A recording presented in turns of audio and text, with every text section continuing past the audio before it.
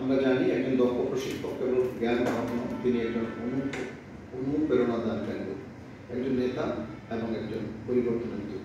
প্রশিক্ষকের মুখেই প্রশিক্ষণার্থীরা নিজের ভবিষ্যতের প্রতিচ্ছবি দেখতে পান। তাই প্রশিক্ষক তৈরির এই প্রক্রিয়া অত্যন্ত গুরুত্বপূর্ণ ও সংবেদনশীল। যুব উন্নয়ন অধিদপ্তর ও যুব উন্নয়ন একাডেমির আজ যে প্রশিক্ষণ আয়োজন করেছে তা প্রশংসার দাবিদার। এটি শুধু পোশাক তৈরির কৌশল শেখাবে না, বরং শেখাবে কিভাবে শেখাতে হয়, যা আরও বড় দায়িত্ব। টিওটি এর মাধ্যমে আজকের প্রশিক্ষণার্থীরা আগামী দিনের অসংখ্য যুব ও যুব নারীর ভাগ্য নির্ধারণে ভূমিকা রাখবে। আমাদের লক্ষ্য হওয়া উচিত যুব সমাজকে আত্মনির্ভরশীল করে গড়ে তোলা, আত্মমর্যাদাশীল জীবনযাত্রায় উদ্বুদ্ধ করা। এই প্রশিক্ষণের মাধ্যমে আমরা যেমন প্রযুক্তিগত ও ব্যবহারিক জ্ঞান অর্জন করব, তেমনি সফট স্কিলস যেমন যোগাযোগ দক্ষতা, শ্রবণ শক্তি, মনোবিজ্ঞানগত বোঝাপড়া ইত্যাদি এসবও চর্চা করব।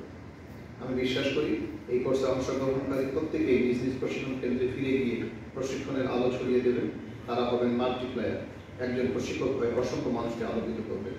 সম্মানিত প্রশিক্ষকবৃন্দ, মনে রাখবেন, দক্ষতা মানে কেবল পেশাদারী দক্ষতা নয়, এর সঙ্গে দরকার নৈতিকতা, দায়িত্ববোধ এবং সেবার মানসিকতা। আজ আপনারা যারা টিওটি কোর্সে অংশ নিচ্ছেন তারা সবাই আগামী দিনের দক্ষ জাতি গঠনের সহযোগী।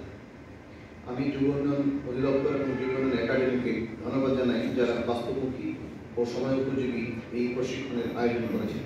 আমাদের সম্মানিত মহাপরিচালক মহোদয়ের নেতৃত্বে ও দিক নির্দেশনায় এই প্রতিষ্ঠানগুলো দক্ষতা উন্নয়ন নির্ভরযোগ্য প্ল্যাটফর্ম হয়ে উঠছে। আসুন আমরা সবাই মিলে গড়ে তুলি এক দক্ষ, আত্মপ্রত্যয়ী ও আত্মনির্ভরশীল যুব সমাজ। পরিশেষে আমি এই প্রশিক্ষণের সার্বিক সফলতা কামনা করি এবং অংশগ্রহণকারীদের উদ্দেশ্যে বলতে চাই, আপনারা বদলে দিতে পারেন সমাজের চিত্র।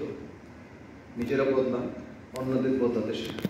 আপনাদের পেশাগত যে সমস্যা রয়েছে, পদোন্নতি, পদায়ন, এই বিষয়ে আমরা নিরলস কাজ করে যাচ্ছি। বর্তমান মহাপরিচালক মহোদয় দায়িত্ব গ্রহণ করার পরে কারিকুলাম উন্নয়ন এর পাশাপাশি আমরা আপনাদের নিয়োগ বিধির উৎকর্ষতার পাশাপাশি আমরা যেটা আধুনিকায়ন করছি এবং যুগোপযোগী করে গড়ে তুলছি, এটা আসার প্রস্তাবে সম্প্রতি আমরা জনপ্রশাসন মন্ত্রণালয় থেকে এটার একটি অনুমোদন পেয়েছি।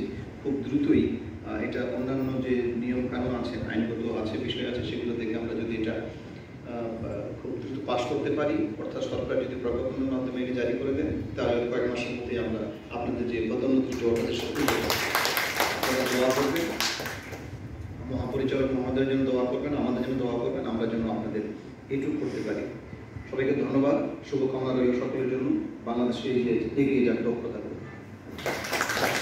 ধন্যবাদ।